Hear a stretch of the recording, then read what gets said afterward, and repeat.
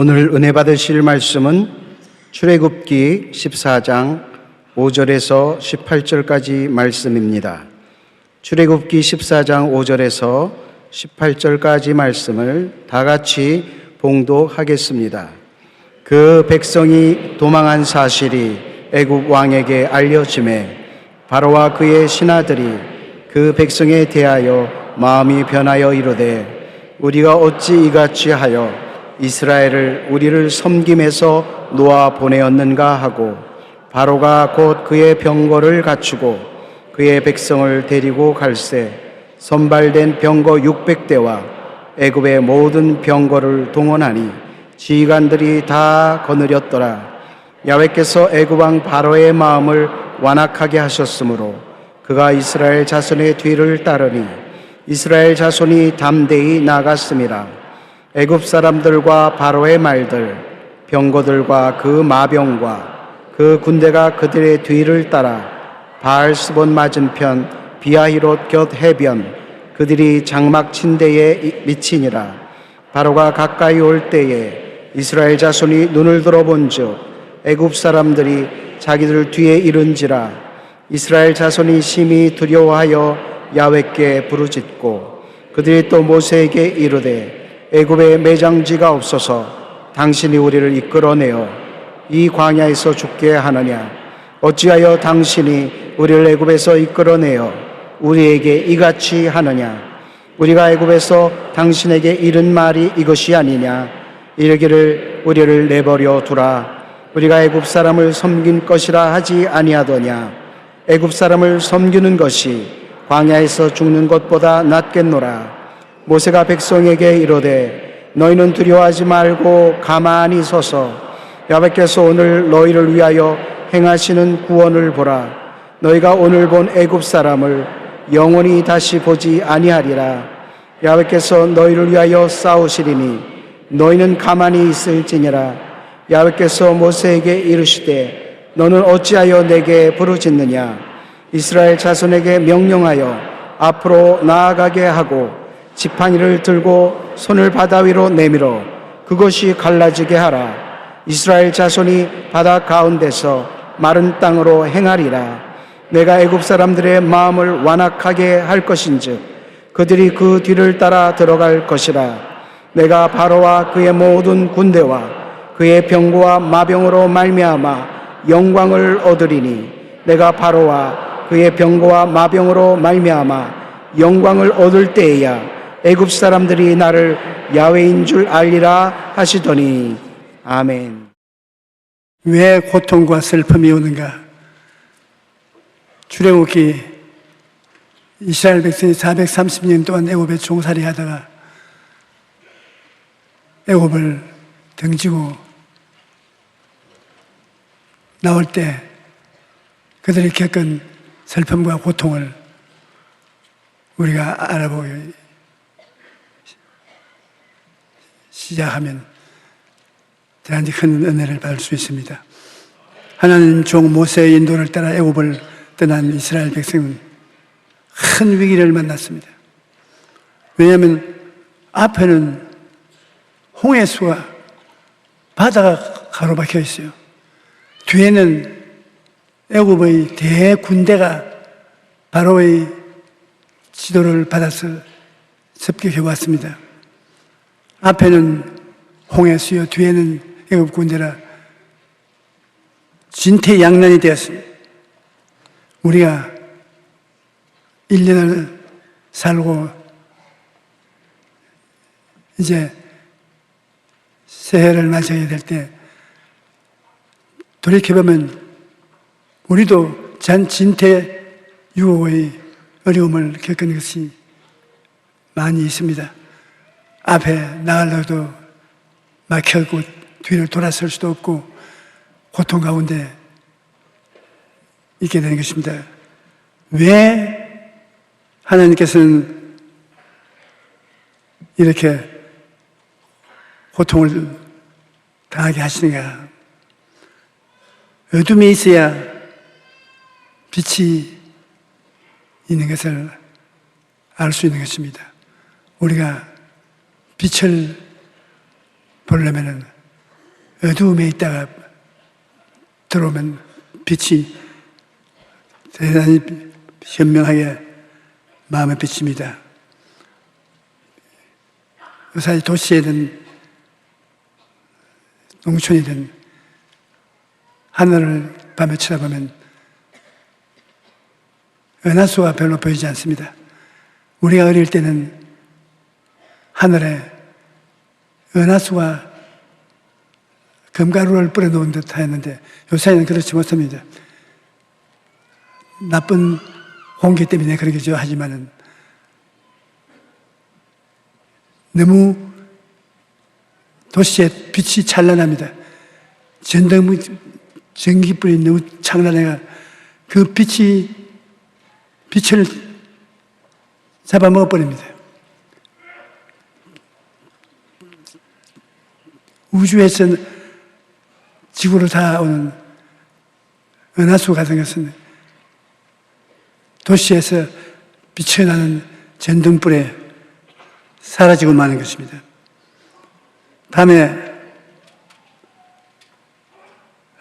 밤하늘에도 어둠이 있어야 별이 밝게 빛나는 것은 우리들은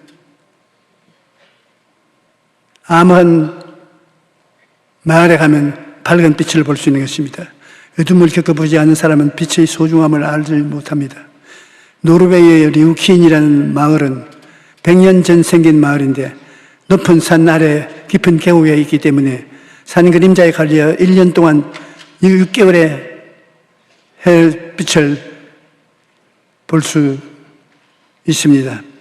그런데 햇빛을 못 보면 우리에게는 우울해지는 것입니다. 햇빛을 보기 위해 그 사람들은 차를 타고 옆 마을로 가거나 높은 산에 올라가 햇빛을 받으며 스키를 타거나 마을에 있는 케이블을 타고 뒷산에 올라가서 햇빛을 보는 것입니다.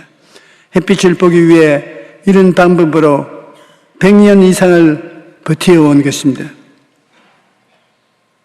그런데 4년 전에 이 암흑한 마을에 빛이 들어왔습니다. 한 예술가가 산 위에 거대한 거울을 저렇게 세웠어요.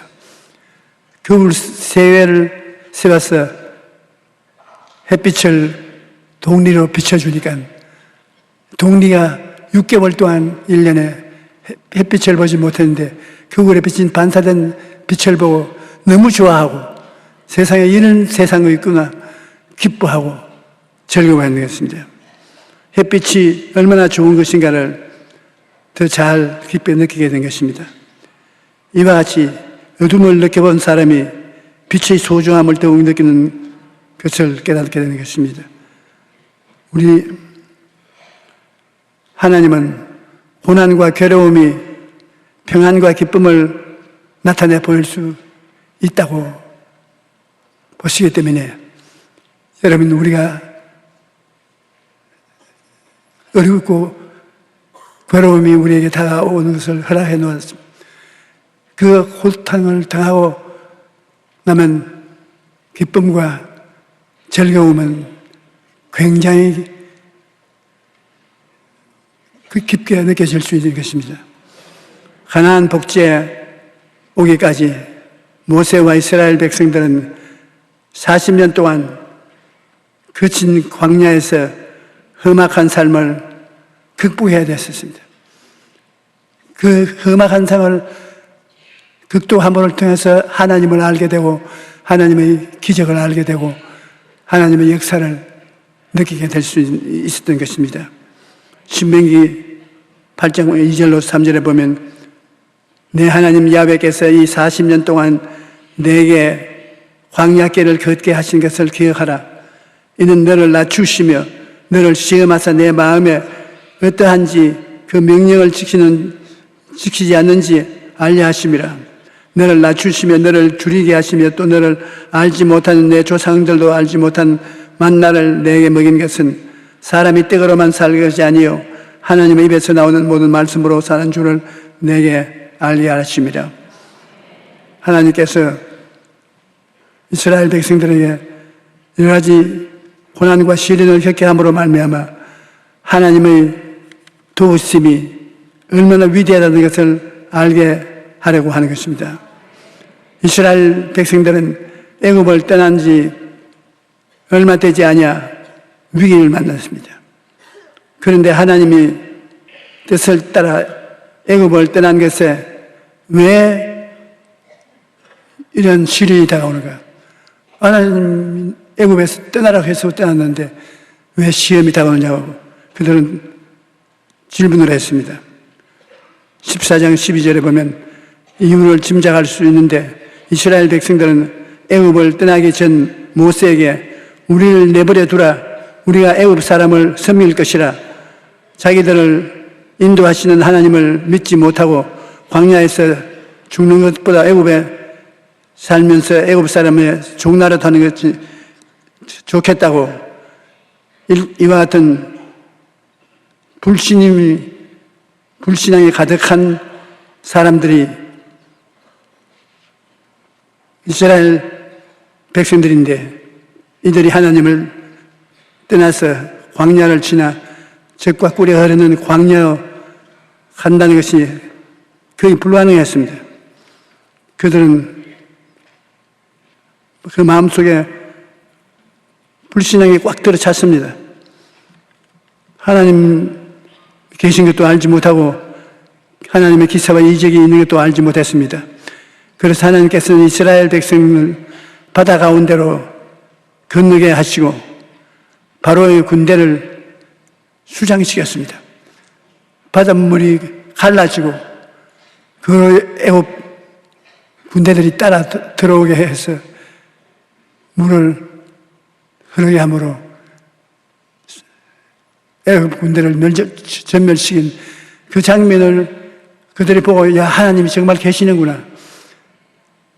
하나님이 살아계시지 않고는 이런 일이 있을 수 있겠나. 그들은 불신앙이 사라지고 신앙이 살아이르기 시작하는 것입니다. 14장 31절에 이스라엘이 야훼께서 애굽 사람들에게 행하신 그 큰 능력을 보았으므로 백성이 야훼를 경외하며 야훼의 그 종 모세를 믿었더라. 뿐만 아니라 이 사건에 애굽 사람들이 하나님을 야훼인 줄 아셨던 것입니다. 고통에는 하나님의 선한 목적이 있습니다. 하나님께서 우리를 고통에서 건지시고 이런 경험을 통해 우리의 믿음을 더욱 견고하게 하시는 것입니다. 고난이 우리에게 유익을 주는 일이 있습니다. 나무는 뿌리를 깊이 내리지 못하면 강풍이 불 때 쓰러지기 마련입니다. 미국에 가면 큰 나무들이 길거리에서 뿌리가 뽑혀서 넘어진 것을 볼 수 있습니다. 그것은 미국에는 땅이 너무 기름져서 기름진 땅에 나무를 심어주니까 나무가 별 노력 없이 뿌리를 깊이 내리지 아니하고 그냥 자랐어. 나무에 바람이 불어오니까 뿌리가 파헤쳐진 것입니다. 그러나 우리 한국에 와서 길거리에 보면 바람이 불어도 큰 나무가 많이 파헤쳐 넘어진 것이 없습니다. 한국은 땅이 척박하고 양문이 많지 않아서 여기 살려면 뿌리를 깊이 내려야 되겠습니다. 한국의 나무들은 뿌리 깊이에서 땅에 내려가므로 바람이 불어도 뽑히지 않습니다. 우리 신앙도 아주 어려운 일 당하지 않고 평탄하게 신앙생활하는 사람은 신앙의 고난이 다가오면 신앙이 잃어버리고 말합니다. 그러나 아주 척박한 생활 환경에서 하나님께 기도하고 하나님의 기도에 응답을 받아서 살아온 사람은 여간해도 신앙이 흔들리지 않습니다. 고난을 지켜도 하나님께 엎드려 기도해서 하나님의 응답이 내려와서 응답을 받고 쓰러지지 않습니다. 척박한 땅에 숨겨진 나무들은 살아남기 위해 뿌리를 땅속 깊이 내립니다. 그래서 웬만한 바람에도 쓰러지지 않습니다. 척박한 땅에서 뿌리를 깊이 내리는 나무처럼 인생도 고통과 슬픔을 통과할 때 뿌리를 깊이 내리게 되는 것입니다. 하나님은 우리 인생도 광야를 지나게 할 때가 있습니다. 그리고 고난과 괴로움을 이기고 나면 하나님께서 평안과 기쁨의 삶을 예비해 놓고 기다리는 것입니다. 고난을 겪고 나가면 기쁘고 즐거움이 다가오지만 기쁨과 즐거움만 기다리고는 고난이 떠나지 않습니다. 우리가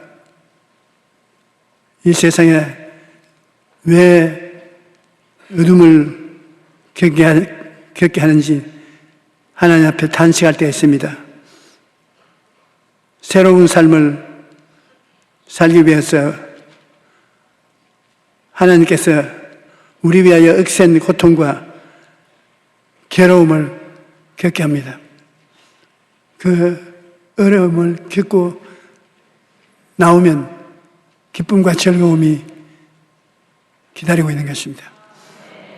이 세상에 예수님보다 더 억세고 고통스러운 괴로움을 겪는 분이 어디 있습니까? 예수님을 구주로 모시면 한없이 고통을 당한 하나님의 아들을 가슴에 모시게 됩니다. 그러므로 예수님과 함께 힘을 얻어 어려움을 이기게 되고 하나님 앞에 축복을 받게 되는 것입니다.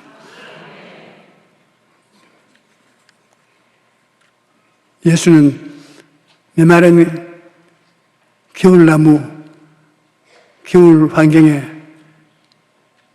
봄 기운이 다가오면 봄기가 가는 곳마다 산천초목이 생기가 넘쳐나는 것처럼 예수님을 우리가 모시면 생기가 우리의 삶 속에 넘쳐나게 되는 것입니다. 그리스도께서 우리를 위하여 저주를 받은 바 되사 율법의 저주에서 우리를 속량하셨으니 기록된 바 나무에 달린 자마다 저주 아래 있는 자라 하십니다. 우리가 가난하고 헐벗고 고통스러운 삶을 살다가 예수님을 만나게 되면 예수님은 우리를 위하여 저주를 받은 바 되사 십자가에서 고통을 받고 우리 저주를 다 청산했기 때문에 생기가 예수님께서 넘쳐나는 것입니다. 예수를 모시고 기도하고 신앙생활을 하게 되면 예수님 속에서 생기가 우리에게 넘쳐나는 것입니다. 친히 나무에 달려 그 몸으로 우리 죄를 담당하셨으니 이는 우리로 죄에 대하여 죽고 의에 대하여 살게 하셨습니다. 그가 채찍에 맞음으로 너희는 나음을 얻었습니다. 예수님은 십자가에서 가난하고 헐벗고 굶주린 어려운 삶 생활에 저주를 주님께서 청산해 주십니다. 또 우리의 병들어서 고통당하는 질병도 담당하셨고 우리의 질병도 주함도 담당하셔서 피를 흘리고 이거 다 없애버리기 때문에 우리가 예수 그리스도를 모시면 그리스도와 일체가 되는 것입니다. 예수 죽음 내 죽음, 예수 죽음 내 부활, 예수 성천 내 성천, 예수 천국 내 천국. 이렇게 그리스도와 우리가 한 해가 된 상태를 체험합니다. 고린도후서 4장 10절에 보면 우리가 항상 예수의 죽음을 몸에 짊어지면 예수의 생명이 또한 우리 몸에 나타나게 하려 합니다. 예수님을 모시면 예수님 죽은 예수님 모시지 않습니까? 십자가에서 죄 때문에 저주 때문에 질병 때문에 고통 때문에 예수님이 고통 때문에 십자가에 매달려 있습니다. 그 예수님을 우리가 모시면 예수의 생명인 영혼이 잘됨같이 범사에 잘되며 강건하고 생명을 얻되 풍성하게 얻는 생명의 역사가 우리 속에 나타나게 하려 하는 것입니다. 그러므로 우리가 예수님을 십자가에 달린 예수님을 모시드릴 때 생각을 바꿔야 되는 것입니다. 예수님이 할 수 있거든요. 무슨 말이냐? 믿는 자에게는 능치 못한 일이 없다고 말합니다. 십자가에 매달려서 예수님이 우리를 위해서 청산해 주신 그 은혜를 우리가 소유했다고 믿어야 되는 것입니다. 내게 능력 주신 자 안에서 내가 모든 것을 할 수 있느니라. 예수님은 종교로서 우리를 부른 것이 아니라 우리를 예수님의 생명을 나누어 주기 위해서 우리를 부르신 것입니다. 우리가 예수 그리스도를 모시고 찬양하고 기도하고 그러면 그리스도 안에 있는 생명의 생기가 우리에게 흘러들어오는 것입니다. 예수 생명이 내 생명이 되는 것입니다. 그리고 예수님의 그 생활 속에 겪은 것을 우리에게 준 것을 꿈꾸어야 되는 것입니다. 우리 마음속에 예수님의 의로움이 우리 의로움이 되고 예수님의 거룩함이 우리 거룩함이 되고 예수님의 건강이 우리 건강이 되고 예수님의 축복이 우리 축복이 되고 예수님의 부활 성천이 우리 부활 성천이 되고 완전히 바꾸어져야 되는 이것이 우리 것이 된 것으로 생각하고 꿈꿔야 되는 것입니다. 너희 안에서 행하시는 일은 하나님이시니 자기의 기쁘신 뜻을 위하여 너희로 소원을 두어 행하게 하신다. 예수님 모습을 우리가 믿음으로 받아들여야 되는 것입니다. 예수께서 그들에게 대답하여 이르시되 하나님을 믿어라. 내가 진실로 너희에게 이르노니 누구든지 이 산들을 명하여 바다에 던져라 하며 그 말하는 것이 이루어질 줄 믿고 마음에 의심하지 아니하면 그대로 되리라. 우리가 믿는 믿음이 보통이 아니라는 것입니다. 실제로 이 믿음을 가지고 명하면 그 믿음이 이루어진다는 것입니다. 기도하고 이루어지는 것. 히브리서 11장 6절에 보면 믿음이 없이는 하나님을 기쁘시게 못하느니 하나님께 나아가는 자는 반드시 그가 계신 것과 또한 그가 자기를 찾는 자들에게 상 주시는 이심을 믿어야 할지니라. 우리가 우리의 삶 속에 시험과 환난을 당하여 괴로울 때도 기도하고 그 기도를 명령하면 주님이 따라서 일해 준다는 것을 믿어야 되는 것입니다. 참으로 살한 역사가 우리의 생활 속에 나타난 것을 우리가 알아야 되는 것입니다. 창조적인 선언을 해야 돼요. 시편 21편 2절에 그 마음의 소원을 들어주셨으며 그 입술의 요구를 거절하지 아니하였다. 입술에 거절하면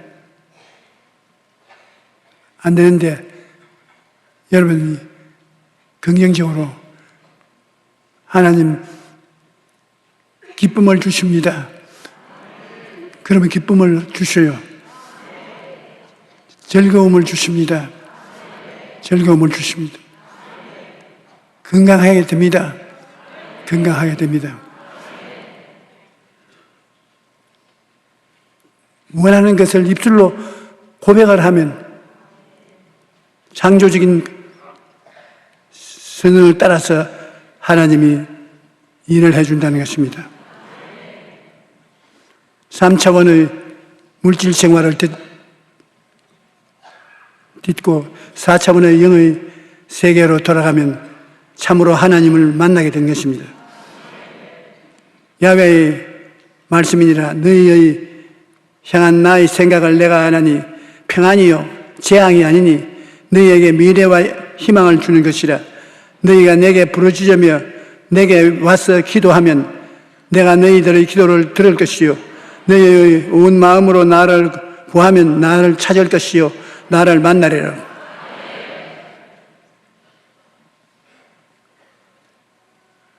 공황당한 것이 유익이라는 것은 어떤 사람이 도공을 찾아왔습니다. 여러 가지 그릇을 만들고 도자기를 만드는 곳에 가니까 화분을 만들었는데 하나는 똑같은 화분인데 굉장히 광치가 나고 빛이 나고 다른 화분은 빛이 나지 않고 어둠컴컴하고 좋지 않습니다. 왜 그러냐 물으니까 빛이 난 이 도자기는 불 도가니를 통해서요. 불로서 구웠기 때문에 빛이 나오는데 빛이 안 나는 것은 똑같이 만들었으나 불을 통하지 않으니까 이렇게 아름답게 되지 않았다는 것입니다. 하나님께서 우리를 도가니로 생각하고 우리를 불시험을 당하게 하면 빛나는 신자가 된다는 것입니다. 그러나 불시험을 당하지 아니하면 우리는 빛난 천국의 기쁨이 없다는 것입니다. 아름답지 않게 된다는 것입니다. 불을 통과해야 아름다운 도자기가 탄생하듯 사람은 고통과 슬픔을 통과할 때 더 아름답게 되는 것입니다. 그래서 시편 기자는 이렇게 고백합니다. 고난당한 것이 내게 유익이라. 이로 말미암아 내가 주의 율례들을 배우게 되었나이다. 생각을 긍정적으로 해야 되는 것입니다. 유한양행의 창업자인 고 유일한 박사님은 신실한 크리스천인데 미국에서 숙주나물 사업을 해서 돈을 굉장히 많이 벌었습니다. 그래서 그 돈으로 제약회사를 만들었는데 그때 일을 읽어보면 그 당시 숙주나물은 미국인들에게 생소하기 때문에 호응을 얻지 못했습니다. 콩나물을 미국 사람들은 별로 좋아하지 않았어요. 그런데 어느 날 뉴욕 시내의 복잡한 출근길에 숙주나물을 배달하던 트럭이 상가 건물을 들이받아서 트럭에 싣고 있는 숙주나물을 뉴욕의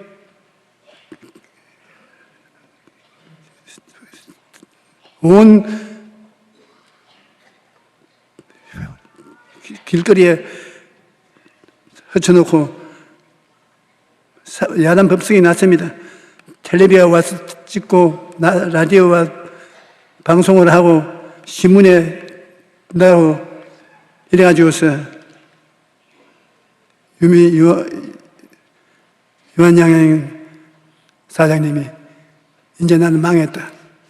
하나님, 내가 하나님을 믿고 의지하고 살았는데 왜 나를 이렇게 버립니까? 나는 이제 빈손 들게 됐습니다. 그리고 단식했는데 희한한 일이 생기니 어찌 텔레비나 신문이나 심지어 잡지에까지 공짜로 막 기사가 나가니 이 콩나물은 서양 사람같이 고기를 많이 먹는 사람에게는 꼭 콩나물이 필요하다고, 어디 숨었다가 이제 나왔는지 콩나물을 먹어야 된다고. 이래가 콩나물 주문이 너무 많이 들어와서 정신을 차릴 수가 없어요. 그래서 그 콩나물을 팔아가지고서 세계적인 제약 회사를 세운 것입니다.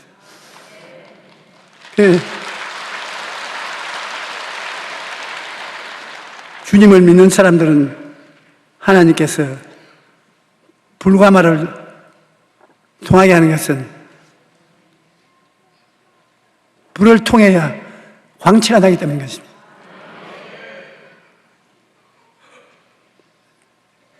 숙주나물 자동차 뒤집어져서 콩나물을 온 길바닥에 뿌린 이것이 신문 기사에 난 것이 얼마나 좋은 광고입니까? 그 돈을 주고 그 광고를 하려면 할 수 없죠. 광고뿐 아니라 숙주나물이 얼마나 사람 건강에 좋다는 것까지 설명을 해주니 하나님이 모든 것이 합동하여 손을 이루게 해주신 것입니다. 고난이 다가온다 해도 하나님이 함께 하시면 고난이 오히려 기회가 됩니다. 그러므로 어떤 상황을 만나든지 좋으신 하나님을 믿고 긍정적으로 생각해야 되는 것입니다. 이것이 결국 하나님이 나에게 좋게 해주신다는 그런 생각을 해야 빛과 어두움을 우리가 이해할 수 있는 것입니다. 우리가 이 생활에 새들이 머리 위에 날아다니는데 새들이 머리 위에 날아다니는 것은 어찌할 수 없어요. 그러나 새들이 머리에 둥지를 털면 그 문제가 달라요. 둥지는 털지 못하게 해야 돼요. 마귀가 못한다, 안 된다, 할 수 없다, 너는 망했다. 그것을 머리에 생각에 둥지를 털면은 그건 완전히 부정적이 되어서 망해요. 마귀가 머릿속에 이 생각 저 생각을 왔다 갔다 하게 하는 날라다니는 것은 어찌할 도리가 없어요. 그러나 마귀가 머리에 앉아가지고서 너는 못한다, 안 된다, 너는 죽었다, 그 생각을 고정적으로 생각하게 만들어주고 그 생각을 계속함으로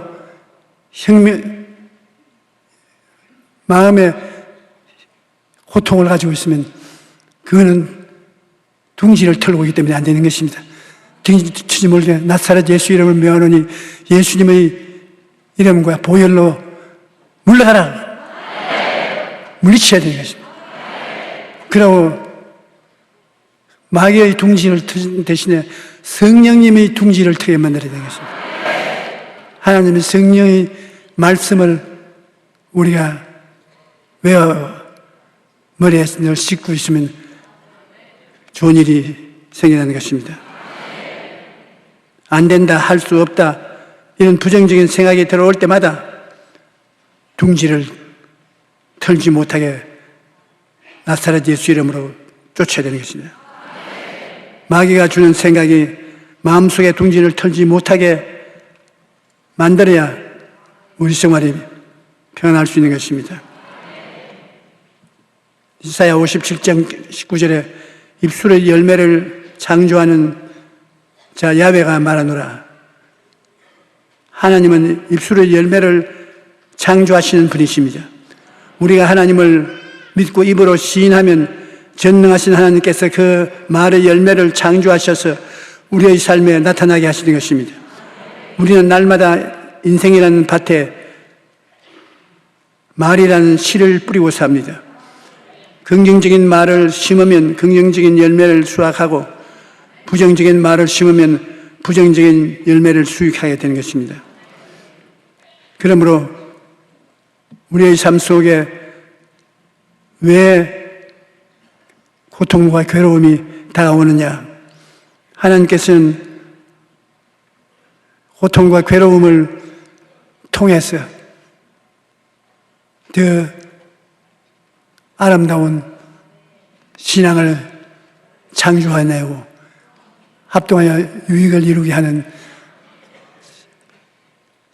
축복을 주시기 위해서 그렇게 하시는 것입니다.